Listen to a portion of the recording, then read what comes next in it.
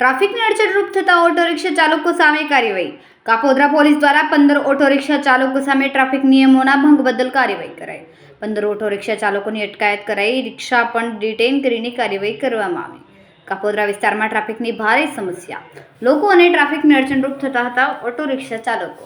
ઉપરાંત કેટલાક ગફલતભરી રીતે રિક્ષા હંકારતા કાર્યવાહી કરાઈ.